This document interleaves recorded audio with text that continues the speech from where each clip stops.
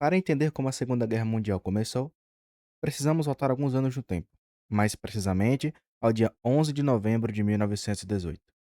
Naquela manhã, representantes da Alemanha assinaram o Armistício de Compiègne, um acordo que encerrava os combates da Primeira Guerra Mundial após mais de 4 anos de destruição. Às 11 horas da manhã, o silêncio substituiu o som da artilharia que havia dominado a Europa desde 1914. Para milhões de pessoas, a guerra finalmente havia acabado. Mas o preço da vitória e da derrota foi gigantesco. Estima-se que a Primeira Guerra Mundial tenha causado cerca de 20 milhões de mortes, entre militares e civis, além de deixar mais de 21 milhões de feridos. Impérios que dominaram a Europa por séculos desapareceram em poucos anos. O Império Alemão foi derrotado, o Império Austro-Húngaro deixou de existir, o Império Otomano entrou em colapso e o Império Russo já havia sido abalado pela Revolução de 1917. Então, o mapa político da Europa seria redesenhado quase por completo. Em janeiro de 1919, representantes de mais de 30 países reuniram-se em Paris para decidir como seria o mundo após a guerra. O desafio era enorme: reconstruir um continente devastado e, ao mesmo tempo, impedir que um conflito semelhante voltasse a acontecer. Entre os líderes representantes, quatro figuras exerceram um papel decisivo nas negociações. Woodrow Wilson, representante dos Estados Unidos e presidente na época, que defendia uma paz baseada na cooperação internacional e no direito dos povos à autodeterminação. Georges Clemenceau, primeiro-ministro da França, acreditava que a Alemanha deveria ser enfraquecida para que nunca mais representasse uma ameaça. David Lloyd George, do Reino Unido, buscava um equilíbrio entre punir a Alemanha e representar uma estabilidade econômica para a Europa. Já Vittorio Orlando, representante da Itália, concentrava seus esforços em garantir os territórios prometidos ao país durante a guerra. Embora todos concordassem que era necessário construir uma nova ordem internacional, havia profundas divergências sobre como isso deveria ser feito. Alguns defendiam a reconciliação que favorecesse a estabilidade do continente. Outros acreditavam que somente punições severas impediriam a nova agressão alemã. Depois de meses de negociações, prevaleceu uma solução que marcaria profundamente a história do século XX.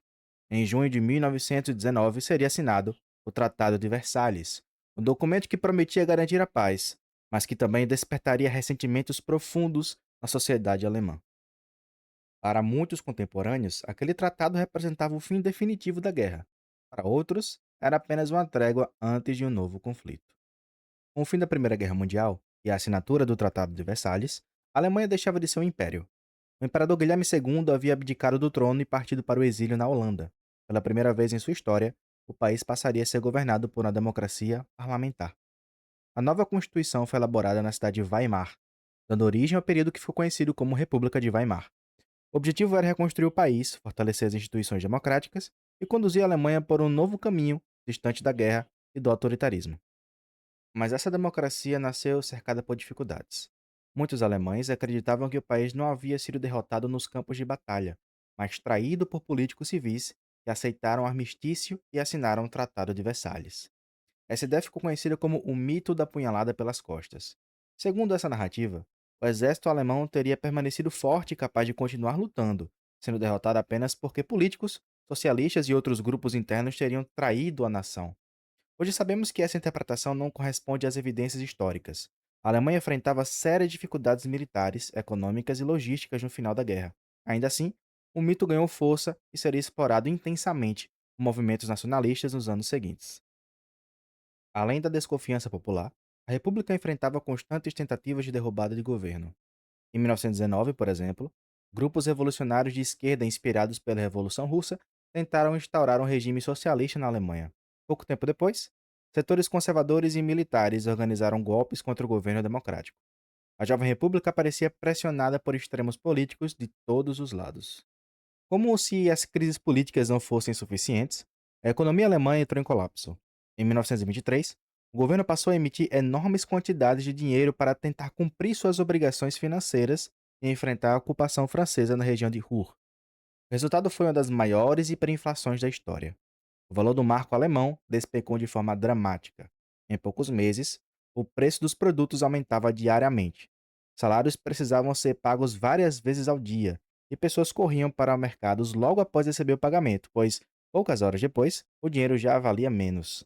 Há relatos, inclusive, de famílias utilizando maços de cédulas como combustível para aquecer suas casas, porque o papel moeda se tornara mais barato que a lenha. Apesar das dificuldades, a República de Weimar não viveu apenas crises. A partir de 1924, a economia começou a se estabilizar. Com o apoio de empréstimos internacionais, especialmente dos Estados Unidos por meio do Plano DOS, a Alemanha reorganizou suas finanças e retomou parte do crescimento econômico. Esse período ficou conhecido como os Anos Dourados de Weimar. A produção industrial voltou a crescer, novos investimentos chegaram ao país e Berlim transformou-se em um dos maiores centros culturais da Europa. A década de 1920 foi marcada por intensa produção artística e intelectual. Movimentos como a Bauhaus revolucionaram a arquitetura e o design. O cinema alemão alcançou reconhecimento internacional com filmes como Metrópolis. Escritores, músicos, cientistas e artistas encontraram na República de Weimar um ambiente de grande efervescência cultural. Para muitos alemães, parecia que o país finalmente começava a superar as feridas da guerra. No entanto, essa recuperação possuía uma base delicada. Grande parte da economia alemã dependia de empréstimos concedidos por bancos americanos. Quando a Bolsa de Valores de Nova York entrou em colapso, em outubro de 1929, esses recursos desapareceram quase da noite para o dia.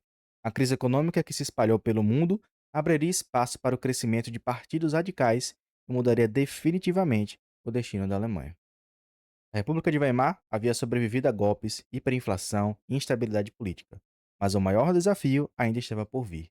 No próximo capítulo, veremos como uma grande depressão transformou a crise econômica em uma crise política e criou condições para a ascensão de Adolf Hitler e do partido nazista.